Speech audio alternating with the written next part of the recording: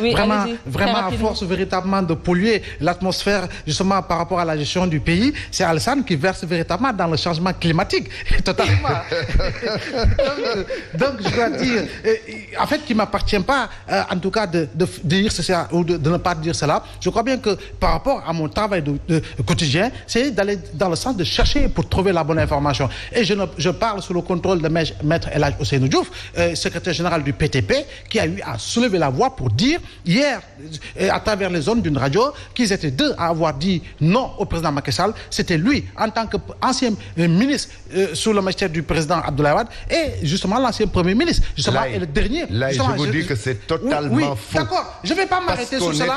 Oui, dans tous les cas, je ne vais pas m'attarder sur cela, sur cette considération-là. Mais je crois bien qu'aujourd'hui, la chose la plus essentielle, c'est de regarder en face les Sénégalais pour pouvoir au moins leur donner justement ce qu'ils cherchent à avoir. Ce que les Sénégalais cherchent à avoir, c'est de meilleures conditions de vie et d'existence. Ce que les Sénégalais cherchent à avoir, c'est véritablement habiter dans des cadres de vie qui répondent justement aux normes actuelles. Ce que les Sénégalais cherchent à avoir, c'est par rapport justement à cette lutte massive contre le chômage endémique des jeunes. C'est aider les jeunes filles du Sénégal à pouvoir justement trouver les meilleures astuces, les meilleures voies pour pouvoir en tout cas devenir des femmes entreprenantes. Ce que les Sénégalais attendent, c'est de voir véritablement cette troisième âge puisse bénéficier d'avantages beaucoup plus onéreux par rapport à ce qu'ils perçoivent au niveau de l'EPRES comme au niveau de la caisse de l'autre caisse de retraite. Ce que les Sénégalais attendent d'avoir, c'est de voir beaucoup plus d'infrastructures éducationnelles et sanitaires, etc., etc.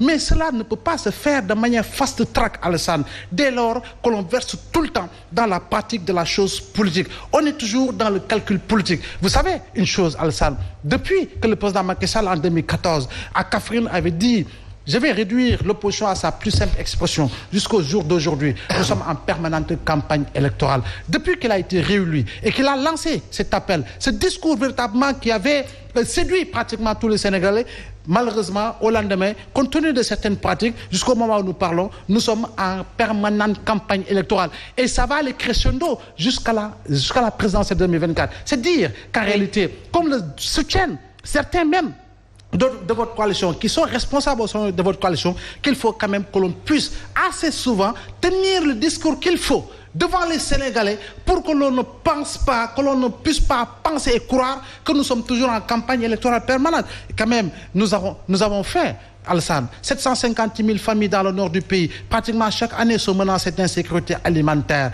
Je crois bien qu'aujourd'hui, la campagne arachidière, avec la fixation du kilogramme de l'arachide à 250 francs, cela ne fait pas que des erreurs dans le monde paysan. Aujourd'hui, on voit que le secteur de la pêche, qui est fortement secoué et par énormément de difficultés, de problématiques liées à des accords signés avec l'Union européenne, dans le secteur de l'élevage, etc., etc. Donc, je crois bien que nous avons besoin de la concentration de l'intelligentsia homo-sénégalensis, que l'on sent du camp du pouvoir ou de l'opposition, peu importe. Vous savez une chose, nous avons perdu un grand monsieur, en la personne de M. Boubacar Camara, pour des considérations politiques. Aujourd'hui, il a été nommé directeur général adjoint, justement, des douanes du Bénin, alors que nous en avions besoin au Sénégal pour travailler auprès du président Macky Sall, du gouvernement et de tous les Sénégalais, afin de participer au développement du Sénégal. Mais dans ces conditions, l'émergence ne sera qu'émergence, passez-moi l'expression.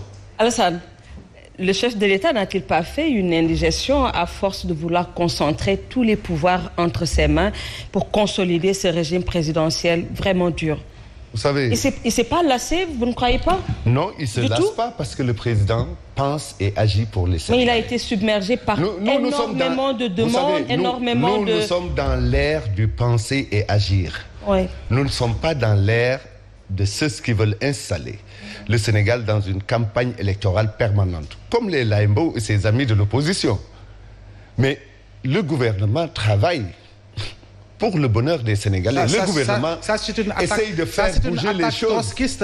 Le gouvernement fait bouger les choses, fait bouger les lignes. Dakar de 2000 n'est pas pareil à Dakar de 2021-2022. Vous savez, les choses changent. Et qui a changé les infrastructures? Les infrastructures vont augmenter. Il y a les infrastructures qui ont changé, mais l'anarchie est encore là, l'insalubrité est encore là. Voilà, l'encombrement des rues est encore là. Il y a une partie... La paupérisation. Il y a une partie qui incombe au démembrement de l'État, telles que les communes et autres. Mais le gouvernement s'occupe de faire en sorte que les Sénégalais puissent vivre en harmonie et puissent se réaliser dans le Sénégal. Un gouvernement, ce n'est pas simplement de créer des emplois. Ce n'est pas fait pour créer des emplois. Le gouvernement met les conditions qui favorisent que les investisseurs viennent. C'est ça un gouvernement. Et le gouvernement est là-dessus. Nonobstant, parmi les réalisations, il y a également les ronds-points qui ont été les 65 fleuris, 000 emplois et autres ça que également, le gouvernement c'est pour faire venir les investisseurs. Mais bien sûr, il faut faire... Des ronds-points fleuris, bien aménagés. Ça également, ça fait partie du fast track. Ça, c'est l'amélioration du cadre de vie des Sénégalais. C'est pas pour les étrangers. Le cadre de vie des Sénégalais, c'est pas seulement les ronds-points. On a droit à avoir des espaces verts. Ah ben oui. On a droit Dakar à en a besoin. Des jardins. Dakar doit en a besoin. Respirer. Oui. Alors, vous ne pouvez pas me dire que quand on embellit les ronds-points, qu'on met des jardins et autres, c'est pour les étrangers. Non. Vous pensez que les Sénégalais n'en ont pas besoin? Oui, mais quand on les embellit, alors qu'après, voilà, ça devient des urinoirs ou bien des dortoirs. Mais ça également, savez, il y a un manque de suivi également des politiques que vous mettez sur place. C'est pas un manque de suivi. Oui. C'est-à-dire que ici, il n'y a pas de sanctions. Vous savez, les Européens ne respectent pas plus que nous leur cadre de vie, mais c'est parce qu'ils sont sanctionnés. Leur poche. Mais la faute à qui?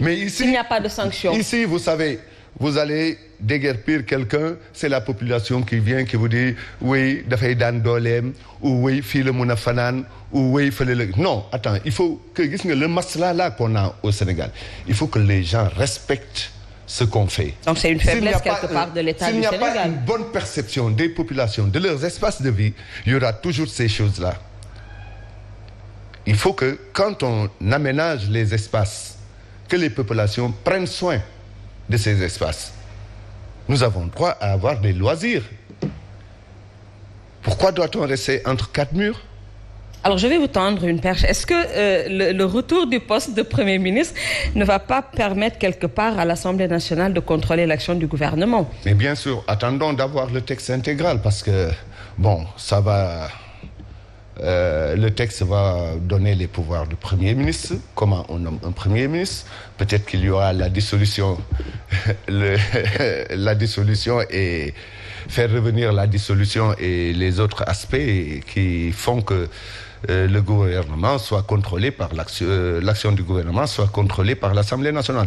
Et c'est bon d'avoir une Assemblée nationale qui contrôle l'action du gouvernement. Et ça a vraiment manqué avec la suppression du poste de Premier ministre. Il y a eu énormément de questions d'actualité, de questions orales qui n'ont pas eu